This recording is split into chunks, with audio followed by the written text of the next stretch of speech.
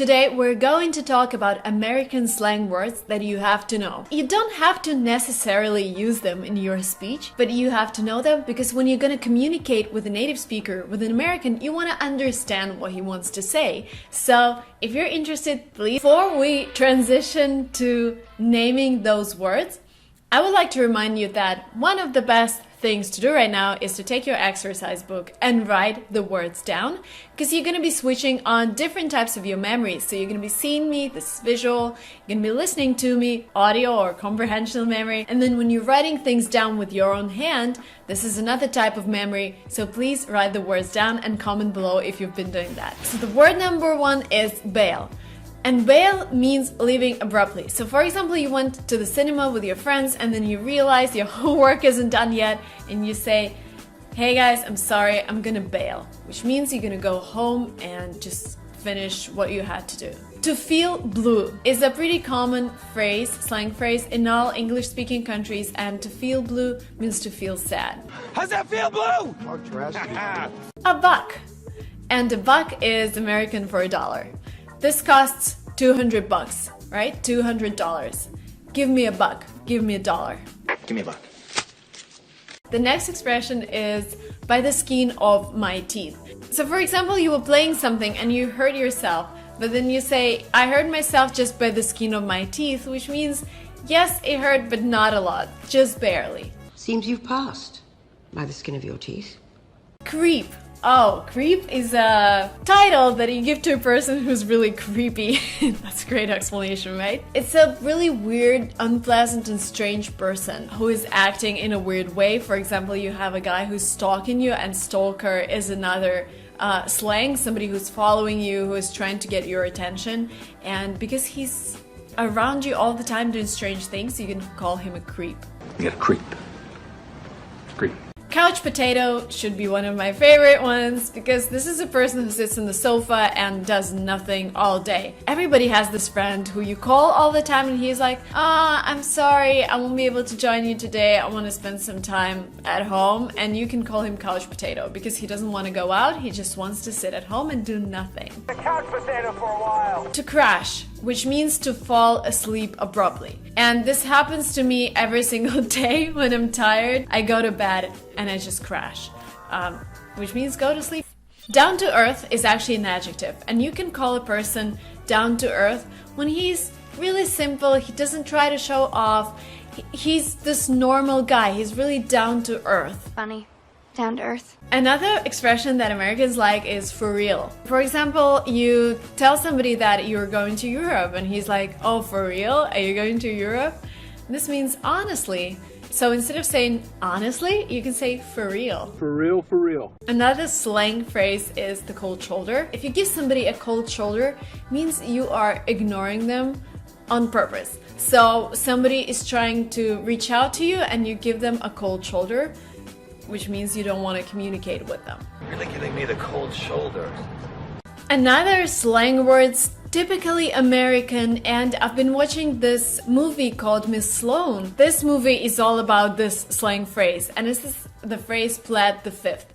This is very political thing. So there's the Fifth Amendment to the American Constitution, which allows you to not testify against yourself. So for example, imagine there's this court and there's this guy who's accused of a crime and somebody's asking him, did you commit this crime? The guy pleads the fifth, which means he says, according to the Fifth Amendment of the Constitution, I would not testify against myself. So he won't tell anything because this information can be used against him. So this is plead the fifth. Now let's go down to something a little easier, and I think I've mentioned this phrase in one of my videos. By the way, I have a lot of videos about American phrases. I have a video about 50 common phrases in English, video about 100 common words in English, and I have a video about 25 idioms in English.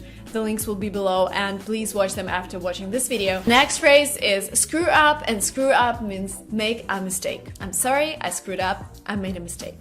Screwed up, eh? Yeah, very.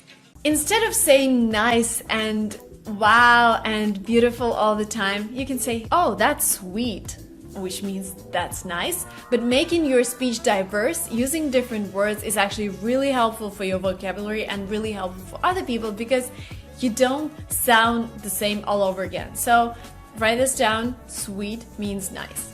Sweet. Tight. This word can be used when you're talking about competition. So tight competition means there is a really small gap between two competitors and the competition becomes really tight. So it's really intense and they have to work really hard to surpass each other.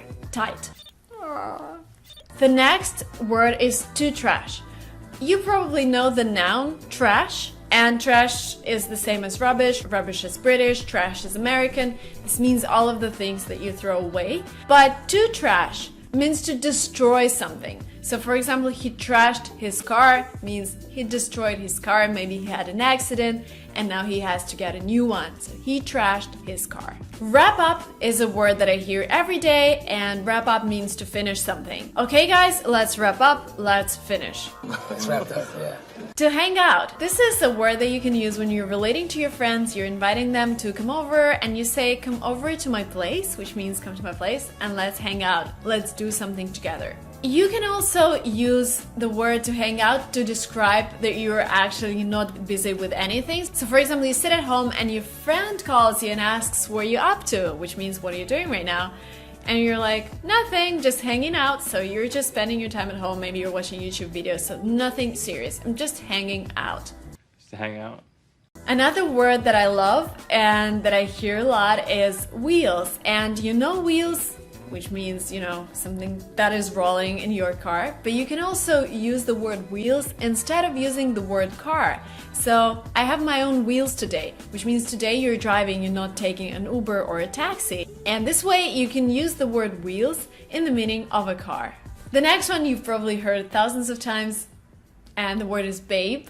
And I would not recommend using this word, but you need to understand. So somebody, if you're a female and somebody is calling you babe, this is not really polite, but this means that the person who's calling you babe finds you attractive and really hot. Babe! Babe! Babe! No, babe! To bust somebody. To get busted means to be caught for doing something illegal, something you were not supposed to do. For example, police busts burglars every day in the streets of San Francisco. Police is everywhere. They catch burglars or they catch people who are disregarding the rules. So to get busted means to get arrested, to be caught.